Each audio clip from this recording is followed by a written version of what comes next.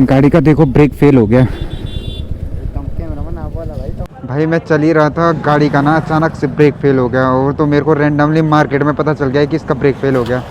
सफ़र लंबा है, और जैसे वो मार्केट में ब्रेक फेल हुआ ना, मेरी तो एक बार के लिए हालत ख़राब हो गई थी कि अच्छा हुआ स्पीड में नहीं थे हम। अगर स्पीड में होते ना तो बहुत दिक्कतें का सामना करना पड़ सकता था हमें। सबसे प्यारी जगह पे है ये ना, भेरी से थोड़ा सा आगे पड़ती है, लेकिन इतनी प्यारी जगह लगती है ना हमें को। इन दोनों नदियों को सास बहू का मिलन भी कहा जाता है।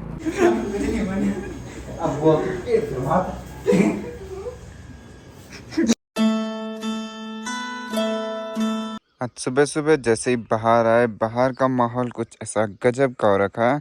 सामने धूप आ गई है। हमारे यहाँ पे ना सनराइज़ थोड़ा सा जल्दी हो जाता है, इसलिए हमारी सुबह भी जल्दी हो जाती है। बाकी मैंने आपको बताया था कि अभी ना हमारा ट्रैक शुरू होने वाला है, तो कौन सा होने वाला है वो आप लोग गेस नहीं कर पाए थे। बाकी आज हम निकलने वाले हैं यहाँ से, पहले देहरादून जाएंगे और फिर वहाँ से हमारा आगे के लिए सफ़र शुरू होगा। और यहाँ पे है दादी, दादी से भी चल ठीक बात है। अच्छा ठीक था बा ए तमिल दो बा में ठीक था बा ध्यान दो बाड़ो 5-7 दिन में भगवान कसम। बाकी करते हैं आज के दिन को शुरू, करते हैं एक और नए ब्लॉग की शुरुआत। मेरा नाम है मयंक नेगी, स्वागत करता हूँ आपका देवभूमि उत्तराखंड के इन खूबसूरत पहाड़ों से। ठीक था बा खर्ची ना ना ना वही चीज। चलो ठीक था बा, बाय बाय बाय। अच्छा हाँ। तो काम का प्रोग्रेस भी ऐसा है कि इतनी इतनी चिनाई हो गई है और ऊपर से डोर भी पड़ने लग गए हैं। बाकी मिस्त्री भाई लोगों को भी करते हैं टाटा बाय बाय। चलो ठीक है बाय। ठीक है दिनेश भाई, दीपक भाई। तो आज के सफ़र में मेरे साथ परवेश भी होने वाला है, तो हम दोनों ही यहाँ से देहरादून और फिर ट्रिप भी साथ में करेंगे।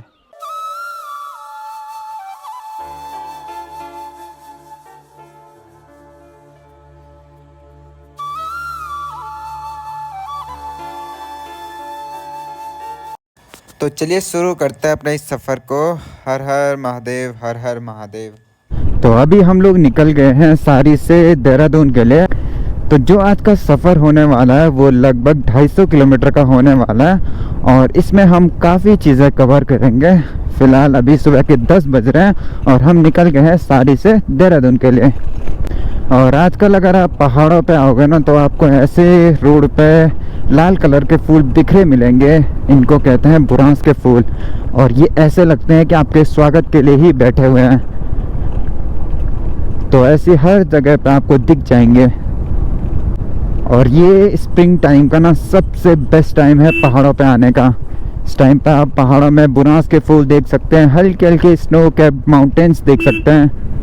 और अभी के टाइम पे ये रोड ना बिल्कुल खाली खाली सा लग रहा है, और कुछ दिनों में जैसे केदारनाथ बद्रीनाथ के कपाट खुल जाएंगे तो ये रोड भी बिल्कुल बिजी हो जाता है। दिन भर गाड़ियाँ चलती रहती हैं इन रोडों पे भी, और ट्रैफिक भी बहुत होता है। लेकिन आजकल बिल्कुल सुनसान है इन रोडों पे। Good morning. हाँ सुजान भाई मिल गया मैं। कैसा है तबीयत है? पुल नीचे में ट्रैक पर। और बरसात के टाइम पे ना ये स्पॉट सबसे भयंकर रहता है। यहाँ पर रोडें लगातार टूटती रहती हैं। और अभी हम पहुँचे हैं भारत से आश्रम में। यहाँ से केदारनाथ है 62 किलोमीटर और मदमहेश्वर है 40 किलोमीटर। और ऊपर वाला जो रोड जा रहा है वो जा रहा है उखीमठ से मदमहेश्वर तक। तो अभी हमें जाना है हरिद्वार ऋषिकेश की ओर, तो ये वाला रास्ता लेना पड़ेगा। और ये जो जगह है ये है कुंड। तो यहाँ से राइट को जाते हैं केदारनाथ के लिए और सीधा चलते हैं देहरादून के लिए। और अब धीरे धीरे हम पहाड़ों की रोडों को क्रॉस करके हाईवे पे चलने वाले हैं। कुंड के बाद एक सबसे डेंजर जोन ये वाला भी आता है। तो इस वाले रोड पे अभी काम चल रहा है, तो इसीलिए यहाँ पे ना लगातार पत्थर गिरते रहते हैं बरसात के टाइम पे। या अभी तो थोड़ा सा सही है, नहीं तो बरसात के टाइम पे ये बहुत डेंजर जोन हो जाता है। तो सफ़र में आगे बढ़ते हुए मैं और प्रवेश पहुंच गए एक सबसे प्यारी जगह पे। ये ना भीरी से थोड़ा सा आगे बढ़ती है, लेकिन इतनी प्यारी जगह लगती है ना यहाँ मेरे को। और मैं यहाँ पे कभी रुका नहीं हूँ, क्योंकि हमेशा मैं गाड़ी से ही ट्रैवल करता हूँ और पहली बार मैं सारी से देहरादून बाइक से जा रहा हूँ। तो ये अलग एक्सपीरियंस मेरे लिए भी होने वाला है, और ऐसी खूबसूरत जगह जो होती हैं वहाँ पर रुकने का मौका भी मिल जाता है। और इधर नीचे बह रही है मंदाकिनी नदी, और सामने देखो गेहूं के हरे भरे खेत। मतलब यहाँ पे लोग कटाई करना शुरू कर दिया, और हमारे यहाँ अभी पके भी नहीं हैं।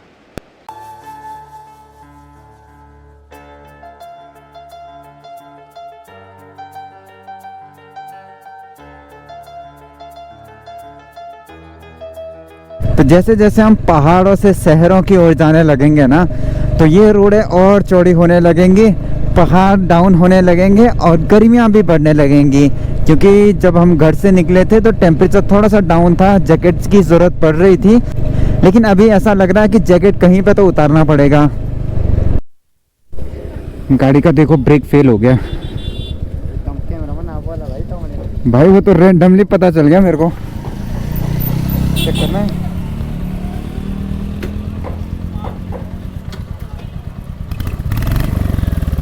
नहीं भाई साहब, मेरी फट गई थी माँ कसम। भाई मैं चल ही रहा था, गाड़ी का ना अचानक से ब्रेक फेल हो गया, और तो मेरे को रैंडमली मार्केट में पता चल गया कि इसका ब्रेक फेल हो गया। नहीं तो भाई आज कुछ हो ही जाता। पूरा नीचे जा रहा ना। प्रेशर भाई भाई भाई प्रेशर के चक्कर में रुक जा, पहले बनने दे उस प्रेशर। बनी। तो बाइक को लेके हम ना रॉयल एनफील्ड के शोरूम में आ गए हैं, क्योंकि मार्केट में ना इसका ब्रेक फेल हो गया था, और वो तो सडनली मार्केट में हुआ कि स्पीड कम थी, पता चल गया एकदम से। और अगर ये चीज़ कहीं ऑन रोड मतलब एनएच पे कहीं भी हो जाती ना मार्केट के अलावा, तो बहुत दिक्कत हो सकती थी। लेकिन भगवान की दया से सब कुछ सही है। मतलब वही वहाँ पे चेकअप करवाते हैं, उसको कोई पिल्स वगैरह देते हैं कि क्या हो गया। अच्छा हुआ भगवान की दया से ज़्यादा कुछ नुकसान नहीं भोगना पड़ा हमें। बाहर आया क्या बोल रहे थे? तो चलो भाई, फाइनली हो गई हमारी गाड़ी आधे घंटे में ठीक। और ये अभी हमने ना तिलवाड़ा में गाड़ी ठीक करवाई, क्योंकि इसका पूरा ब्रेक एकदम से झम करके लगा और पूरा बंद हो गया। मतलब वो लगा ही नहीं, आगे से कार जा रही थी वो। तो अच्छा हुआ मैं स्पीड में नहीं था, और मैं वैसे स्पीड में चलाता भी नहीं हूँ, लेकिन था भी नहीं तो आज कहीं एक्सीडेंट ही हो जाता, किसी की गाड़ी ठुक जाती। तो उसके पूरे शू ना, वो जो ब्रेक शू होते हैं वो पूरे घिस चुके थे, इसीलिए लग नहीं रहा था वो। बाकी अब सफ़र की शुरुआत करते हैं। और तिलवाड़ा में हमने गाड़ी ठीक करवाई, उसके बाद अब जाएंगे हम रुद्रप्रयाग के लिए। और यहाँ से रुद्रप्रयाग है 12, ऋषिकेश 121 और दिल्ली 382 किलोमीटर। और जैसे ही सीज़न खुलता है वैसे यहाँ पे इतनी सारी दुकानें लग जाती हैं, क्योंकि यहाँ से नीचे दिखता है अलकनंदा और मंदाकिनी का संगम। तो जैसे ही केदारनाथ बद्रीनाथ की यात्राएं खुलती हैं, यहाँ पे दुनिया भर की दुकानें लग जाती हैं, क्योंकि यहाँ से नीचे दिखता है अलकनंदा और मंदाकिनी का संगम। तो लोग उसको देखते हैं, और यहाँ पे चाय पानी की व्यवस्थाएं खूब होती हैं, तो यहाँ पे बहुत भीड़ लग जाती है।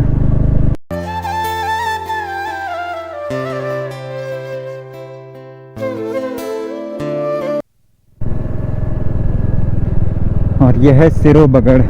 यहाँ पे भी सबसे डेंजर जोन, मतलब इस सफ़र में देखा जाना, ये सबसे भयंकर वाला जोन रहता है। बरसात के टाइम पे इतने लंबे लंबे जाम लगते हैं यहाँ पे, दिन भर पत्थर गिरते रहते हैं। और ये है कलियासोड़, जहाँ पे माँ धारी का मंदिर भी है। और असल में यहाँ से देखा जाए तो केदारनाथ और बद्रीनाथ की यात्रा आपकी यहीं से शुरू होती है। तो जब आप यहाँ पे आते हो तो ज़रूर एक बार धारी माँ के दर्शन ज़रूर कर लें। और जो धारी देवी जाने का पुराना रास्ता था वो सामने गेट से था, लेकिन अब तो नीचे रोड भी चली गई है। और आज आप देखोगे वहाँ पे एक मेला भी लगा हुआ है। तो ये है भाई चारों धामों की रक्षक माँ धारी देवी। और माँ धारी देवी का मंदिर जो है वो अलकनंदा नदी पर स्थित है। और बरसात के टाइम पे तो यहाँ तक पानी आता है, वो आधा मंदिर पानी में ही डूबा रहता है। और ये है श्रीकोट। तो ये हमारे घर से ना लगभग 100 किलोमीटर करीब पड़ता है, और यहाँ ही हमारा बेस हॉस्पिटल है। कोई भी इमरजेंसी होती है या कुछ भी होता है तो नॉर्मली सारे लोग यहीं आते हैं ऊपर के। तो लगभग जो पहाड़ों का जीवन है ना, वो भगवान की दया, भगवान के भरोसे ही रहता है। और जो हमारा कॉलेज था वो भी यहीं पे था, तो हम लोग ना यहीं रूम लेके रहते थे। तो मतलब मैंने भी यहाँ 3 साल गुजारा है, तो इसकी हर एक गली से वाकिफ हूँ मैं भी। और जो हमारा कॉलेज था उसका रास्ता यहाँ से जाता है, तो यहीं से हेमंती नंदन बहुगुणा कॉलेज शुरू हो जाता है। और अभी तक हम लोग पौड़ी डिस्ट्रिक्ट में थे, और जैसे ही हम इस ब्रिज को क्रॉस करेंगे हम लोग एंटर हो जाएंगे टिहरी डिस्ट्रिक्ट में। तो ये कीर्ति नगर का पुल है, तो यहाँ से पल्ली पार लग जाता है टिहरी डिस्ट्रिक्ट। तो ये हो गए भाई हम टिहरी डिस्ट्रिक्ट में एंटर।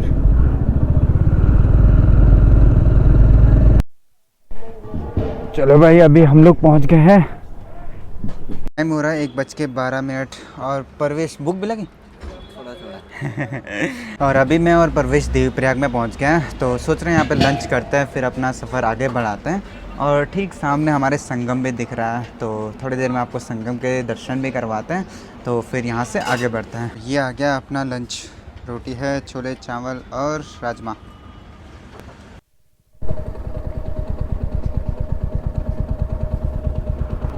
और ये है देवप्रयाग संगम, जहाँ पे अलकनंदा और भागीरथी का मिलन होता है, और यहाँ से आगे बढ़ती है माँ गंगे। तो सामने से जो नदी आ रही है वो है भागीरथी, और ये उफनती हुई नदी आ रही है अलकनंदा। तो जब बरसात का टाइम होता है इन दोनों नदियों का कलर बिल्कुल चेंज होता है, और इन दोनों नदियों को सास बहू का मिलन भी कहा जाता है। अभी तक हम अलकनंदा नदी के साथ आगे बढ़ रहे थे, लेकिन अब बढ़ेंगे हम माँ गंगा के साथ। और यहाँ से देहरादून है 108 किलोमीटर और ऋषिकेश है 65 किलोमीटर। और ये है तोता घाटी। यहाँ पे ना पूरे चट्टान हैं, उनको काट के ये रोड बनाई गई है। वैसे पहाड़ों पे सारी जगह पहाड़ों को काट के ही बनाते हैं, लेकिन ये अलग ही, मतलब बिल्कुल चट्टान है पत्थरों के, उनको काट के रोड बनाना थोड़ा सा मुश्किल था, लेकिन पॉसिबल तो किया है गवर्नमेंट ने यहाँ पे। और जहाँ जहाँ मिट्टी वाले पहाड़ हैं वहाँ पहाड़ों को सेटल किया जा रहा है। घर से निकले थे हम 10 बजे और यहाँ पहुँच गए 3 बजे, जबकि बाइक हमने ना फिर भी बहुत नॉर्मल स्पीड से चलाई, लेकिन फिर भी सही टाइम पे पहुँच गए। तो अब सोच रहे हैं सीधे देहरादून चलें, वही रेस्ट ले लें, क्योंकि सुबह से इतना लंबा राइड कभी किया नहीं मैंने, और आज थकान सी लग रही है। हम लोग ना लगभग देहरादून पहुंच ही गए हैं, और अब जाके परवेश थोड़ा सा राइड करेगा, क्योंकि थोड़ा सा हालत ख़राब हो गई है। तो मैं सोच रहा हूँ थोड़ा सा पीछे बैठ लूँ और परवेश अब राइड कर लेगा।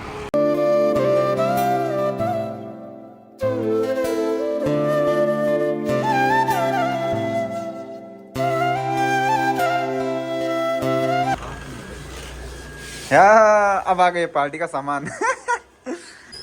अब तो लिया बाइक चला था, बाइक चला तो लिया मार्क्सम तो वो नहीं थी। अब तुम दोनों ये बताओ, तुम्हें 2,000 की शॉपिंग करवानी है कल, या तुम अभी खाना बनाओगे? खाना बाहर से लेके आना है। फिलहाल तो ये सोचा है कि खाना बाहर का 1500 की शॉपिंग कर लेंगे। जैसा तुम्हारी मर्जी, मतलब मैंने सोचा है कि इनको थोड़ा शॉपिंग कराएंगे। अगर इन्होंने खाना बनाया या अगर मतलब अगर इन्होंने खाना बाहर से मंगाया तो इनके पैसे कटेंगे, और अगर इन्होंने खाना बना दिया तो इनके पैसे सेव रहेंगे, इनको शॉपिंग कराएंगे। 2000 मत किए तो बोल 2000 शॉपिंग, मर्जी तुम्हारी है भाई। 2000 शॉपिंग किए भी तो बोली मैं भी तो बोल क्या, मैंने इसमें जाना मर्जी तुम्हारी है, तुम जो तो करो। 200 काटे ले तो 200 अकाउंट में जो तुम करोगे वो होगा भाई। मैं किलो नाट बेर पे खाना मार्क्सम चल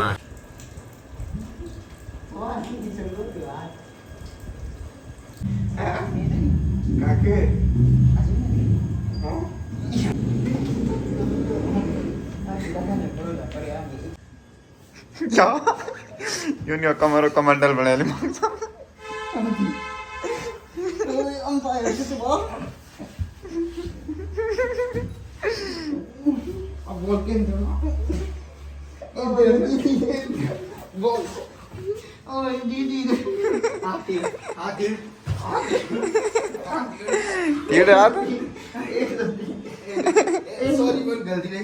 यार देखो आज इनको खाना बनाने की ड्यूटी दी, एक मैगी बना रखी है, रोटी देखो 3 दिन रोटी बांट के बना रखी है, 3 रोटी 3 रोटी पर तेल ले, 3 रोटी मेल ले, 3 रोटी अबू के लिए।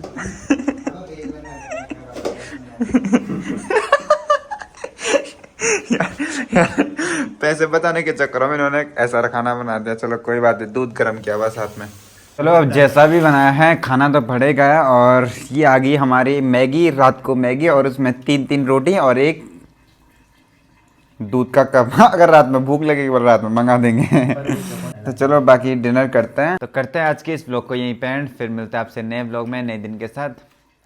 तो करते हैं आज के इस ब्लॉग को यहीं पे एंड। और अगर आपको ये ब्लॉग पसंद आया तो ब्लॉग को ज़रूर अपने दोस्तों में शेयर करें, चैनल को सब्सक्राइब करें, वीडियो को लाइक करें। और कल हम लोग जाएंगे ज़रा देहरादून का भ्रमण पे घूमने के लिए। बाकी मिलते हैं आपसे नए ब्लॉग में नए दिन के साथ, तब तक के लिए शुभ रात्रि।